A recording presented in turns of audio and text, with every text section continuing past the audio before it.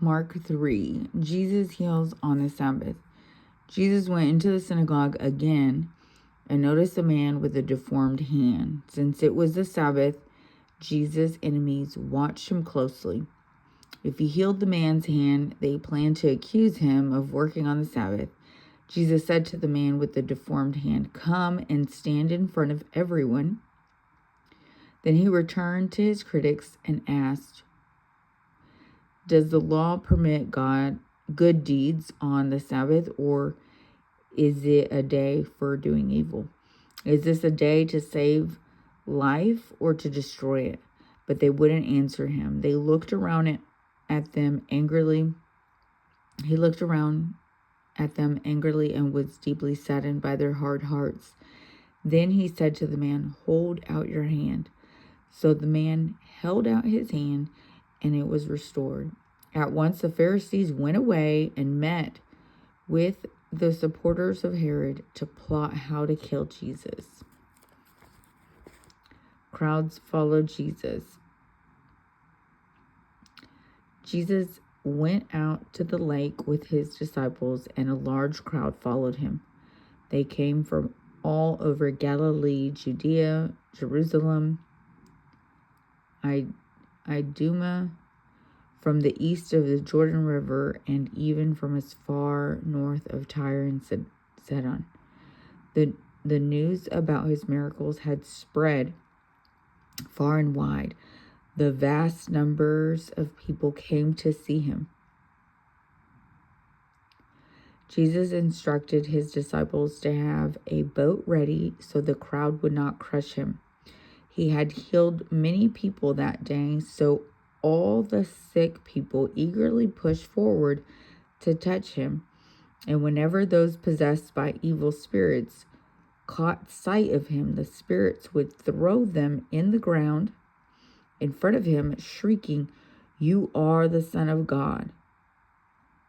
But Jesus sternly commanded the spirits not to reveal who he was.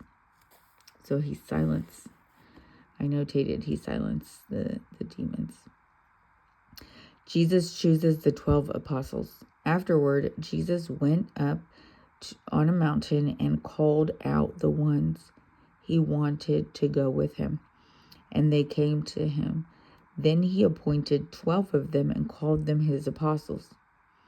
They were to accompany him, and he would send them out to preach, giving them authority to cast out demons. These are the 12 he chose: Simon, whom he named Peter, James and John, the sons of Zebedee, but Jesus nicknamed them the sons of thunder, Andrew, Philip, Bartholomew, Matthew, Thomas, James, son of Alphaeus, Thaddeus, Simon the Zealot, and Judas Iscariot, who later betrayed him. Jesus and the Prince of Demons. One time, Jesus entered a house, and the crowds began to gather again. Soon he and his disciples couldn't even find time to eat. When his family heard what was happening, they tried to take him away. "He's out of his mind," they said. But the teachers of religious law who had arrived from Jerusalem said, "He's possessed by Satan, the prince of demons. That's where he gets the power to cast out demons." And Jesus called them over and responded with an illustration. "How can Satan cast out Satan?" he said. "A kingdom divided by civil war will collapse. Similarly, family splinters by feuding will fall apart. And if Satan is divided and fights against himself, how can he stand? He would never survive. Let me illustrate this further. Who is powerful enough to enter the house of a strong man like Satan and plunder his goods? Only someone even stronger. Someone who could tie him up and then plunder his house. I tell you the truth, all sins and blasphemy can be forgiven, but anyone who blasphemes the Holy Spirit will never be forgiven. This is a sin with with eternal consequences. He told them this because they were saying he's possessed by an evil spirit.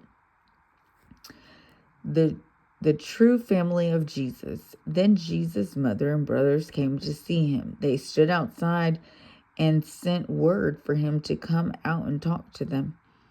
There was a crowd sitting around Jesus, and someone said, "Your mother and your brothers are outside asking for you." Jesus replied, "Who is my mother? Who is my and who are my brothers?" Then he looked at those around him and said, "Look, these are my mother and brothers. Anyone who does God's will is my brother and sister."